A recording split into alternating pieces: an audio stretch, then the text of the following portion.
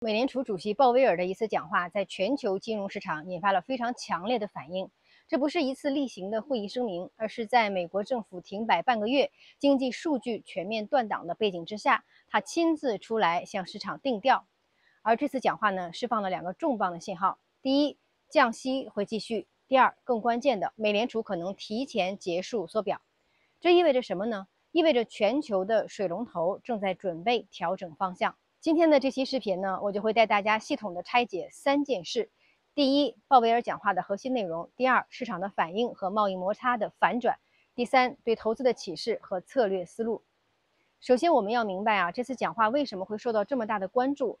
以往大家判断美联储的政策走向，靠的是一系列宏观的数据，比如说非农、CPI、零售销售等等。但是现在呢，美国政府已经停摆持续了半个多月，劳工统计局的大部分数据发布都已经暂停了。CPI 的通胀数据呢，也从10月15号推迟到了24号。所以在这种情况下，鲍威尔的讲话就成了市场目前唯一的政策风向锚。市场上的所有机构投资人、交易员、央行观察者都在等着这场讲话来判断美联储的政策方向。鲍威尔这次讲话的核心呢，就是两点：第一是有节制的宽松，首先就是降息，它释放了非常明确的信号，降息会继续。10月份降息的概率目前呢已经高达96%，但是与此同时，他也强调这轮通胀上行更多的是由于关税带来的一次性冲击。但与此同时呢，他也强调，这轮通胀上行更多的是由于关税带来的一次性冲击，不是结构性的通胀，因此降息的步伐要把握节奏，避免过度刺激。第二个呢，也是更为重要的，就是未来几个月啊，美联储可能会结束缩表。什么意思啊？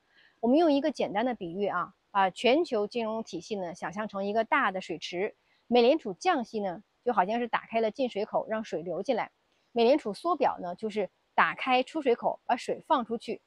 现在呢，他们一边降息让水进来，一边呢还在缩表，也就是呢进水的同时还在放水。那如果他们结束缩表，就等于关掉这个出水口，整个水池的蓄水能力呢就会明显的上升，全球的流动性环境就会带来改善。为什么在这个时间点释放这个信号呢？这是一个很关键的问题。最近，美国银行间市场的隔夜融资利率出现了明显的上行，这说明啊，市场开始缺钱了。2019年的9月，美联储就曾经因为缩表过猛，引发了回购市场的流动性危机，最终被迫重启扩表来稳住局势。鲍威尔这次呢，显然是提前预防类似的情况重演。同时呢，美国经济增速出现了放缓，就业下行风险在上升。在政府停摆、数据缺失的情况下，这次讲话呢是一次提前的流动性强心针。讲完了政策，我们来看市场啊。鲍威尔这次讲话一出，美股立刻止跌反弹，市场松了一口气。但是没想到剧情很快反转了，特朗普随后发表了针对中美贸易的强硬言论，再次加码关税威胁，引发了市场情绪的急转。美股尾盘跳水，前面的努力几乎白费了。这波贸易摩擦呢，其实从10月初就开始重新升温了。美国宣布要对中国的船舶加征港务费，那中方呢迅速的反制。特朗普接着扬言要对中国加征100%的关税，驱逐留学生，强化出口管制。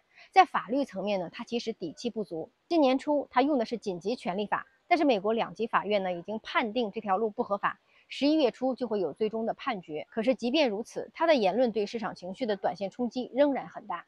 我们把这几件事情放在一起，就能看到目前市场的大局：货币政策、财政数据、地缘贸易。这3股力量交织在一起，构成了流动性改善加政策不确定加地缘摩擦的复杂格局。未来的市场呢，很可能不是单边的行情，而是波动频繁、消息驱动的震荡市。你可以看到啊，最近金价的走势，那这说明在这种动荡的格局下，市场在重新寻找避险锚。在我看来，鲍威尔的这次讲话标志着全球流动性可能会迎来新的拐点。